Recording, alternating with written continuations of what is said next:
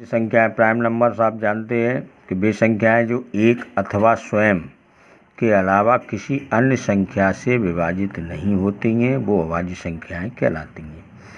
तो इसमें जो अंकगणित की एक आधारभूत प्रमेय है कि प्रत्येक भाज्य संख्याओं को अभाज्य संख्याओं के गुणनफल के रूप में व्यक्त किया जा सकता है तथा यह गुणनखंडन अभाज्य गुणनखंडों के आने वाले क्रम के बिना अद्वितीय होता है। मतलब ये है कि अगर हम किसी संख्या का प्राइम फैक्टराइजेशन करते हैं तो उसको वो उसके गुणनखंड होते हैंगे, तो उनको कोई ज़रूरी नहीं है कि वो उसी क्रम में हो। सीधी सी बात ये है। वैसे तो ये आप पिछली क्लास में सब पढ़े आए हो, बस इसी से संबंधित है। अब इसमें एक्सरसाइज आती है 1.2। तो इसमें जैसे पहला क्वेश्चन है कि निम्न को अभाज्य गुणनखंडों के गुणनफल के रूप में व्यक्त कीजिए। तो मैं इसका जो थर्ड पार्ट आपको करके दिखा रहा हूँ ये कि 3825 है, तो इसको देखो ऐसे प्राइम फैक्टराइजेशन कर लेते हैं, यानी प्राइम नंबर्स के द्वारा ही इसको हम काटते हैं। ठीक है, अब उसको ये गुणनफल के रूप में हम लिख देते हैं और जो जैसे 3 2 बार आ रहा है तो 3 का स्क्वायर लिखा जाएगा, उसे घातांक के रूप में लिख देते हैं। ठीक है, अब यहाँ जो एक्सरसाइज है, जैसे पिछली एक्सरसाइज में आपने पढ़ा था कि वो जो यूक्लिड का लेमा है उसके द्वारा हम HCF निकालते थे, यहाँ हम प्राइम फैक्टराइजेशन के द्वारा LCM और HCF दोनों निकालेंगे। तो वैसे तो LCM आप सभी जानते हो कि लीस्ट कॉमन मल्टीपल या लोएस्ट कॉमन मल्टीपल, यानी किन्हीं संख्याओं का लासा वह छोटी से छोटी संख्या होती है जो उन संख्याओं से विभाजित होती है। ठीक है ना। इसका एक फॉर्मूला भी है कि अगर दो कोई पॉजिटिव इंटीजर हैं जैसे A एंड B, तो HCF into LCM is equal to A गुणा B। ठीक, अब क्वेश्चन नंबर सेकंड आता है कि 26 और 91 का HCF LCM ज्ञात कीजिए। तो मैंने 26 के ये प्राइम फैक्टराइजेशन किए, 91 के ये प्राइम फैक्टराइजेशन किया है। अब इनमें देखिए 2 की घात 1 13 की घात 1 है। तो एक्चुअली HCF क्या है कि कॉमन गुणनखंड होता है, तो इसमें कॉमन गुणनखंड आपको क्या दिख रहा है 13 के अलावा और तो कुछ कॉमन है नहीं, तो इसका HCF तो 13 हो गया। LCM में जो कॉमन होता है वो भी लिखा जाता है, इसके अलावा जो बचे हुए शेष गुणनखंड होते हैं उनको भी हम नोट कर लेते हैं।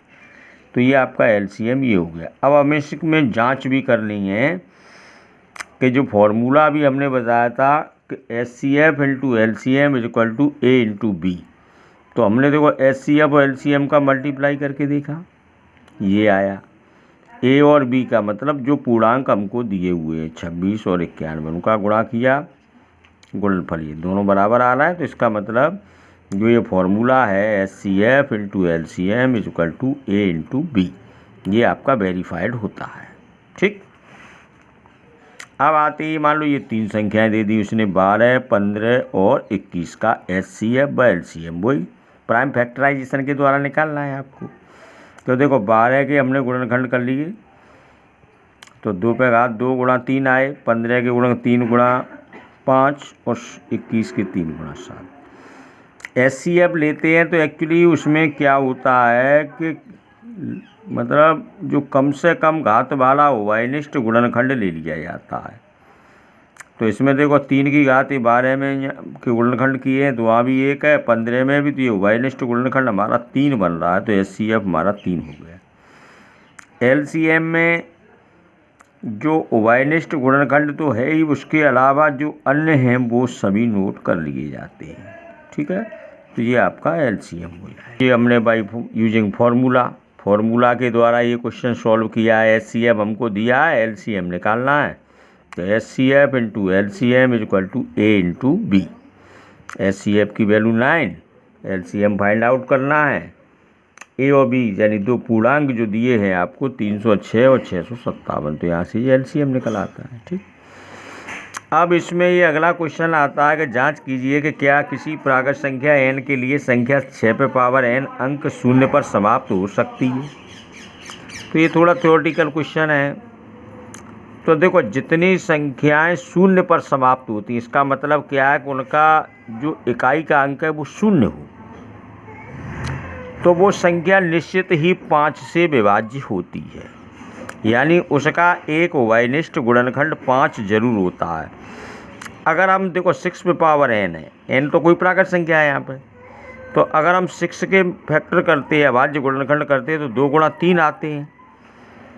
अब इसका मतलब ये है कि इसका गुणनखंड 5 नहीं है, जबकि अगर वो 0 पर समाप्त होती है तो वो 5 से विभाजित होती है, और 5 से विभाजित होती है, तो इसका मतलब 5 उसका एक अभाज्य गुणनखंड अवश्य होता है। तो वो इसमें है नहीं, लिया जाए ये संभव नहीं है। तो हम ये कह सकते हैं कि अतः ऐसी कोई संख्या n नहीं है जिसके लिए 6 पे पावर n अंक 0 पर समाप्त हो। राइट। इसके बाद क्वेश्चन नंबर 6 आता है कि व्याख्या कीजिए ये संख्या भाज्य क्यों है। तो देखो इसको हमने सॉल्व किया, इसमें 13 कॉमन आ रहा है, 13 कॉमन ले लिया, ये अंदर का जो ब्रैकेट सॉल्व किया, तो इसके बाद में जब फैक्टर देखे तो 13 गुणा 13 गुणा 3 गुणा 2 बन रहा है। जबकि जो अभाज्य संख्याएं होती हैं उनके गुणनखंड केवल 1 होता है और वे स्वयं में होती हैं, इसके अलावा और कोई गुणनखंड इनका होता नहीं है। लेकिन इसके गुणनखंड 2 से ज़्यादा आ रहे हैं, 13 भी गुणनखंड है, 3 भी है, 2 है, तो हम ये कह सकते हैं कि ये संख्या भाज्य है। ठीक। देखिए अब मैं आपको कुछ होमवर्क में ये क्वेश्चन दे रहा हूँ, एनसीईआरटी की बुक के क्वेश्चन हैं। आप लोगों ने शायद एनसीईआरटी की बुक डाउनलोड कर ली होगी नेट से, तो उसमें ये देख लेना। बाकी मैंने वैसे क्वेश्चन लिख भी दे रहा हूँ। ये क्वेश्चन नंबर 1 है, 2 है, जो उसके पार्ट है ना वो ये दे रहा हूँ। क्वेश्चन नंबर 3 है ये, और उसमें क्वेश्चन नंबर 7 है, वो एक वार्ती प्रश्न है, वर्ड प्रॉब्लम है, उसको पढ़ के उसे सॉल्व कर लेना, एलसीएम निकाल लेना, हो जाएगा। ठीक है ना। ओके।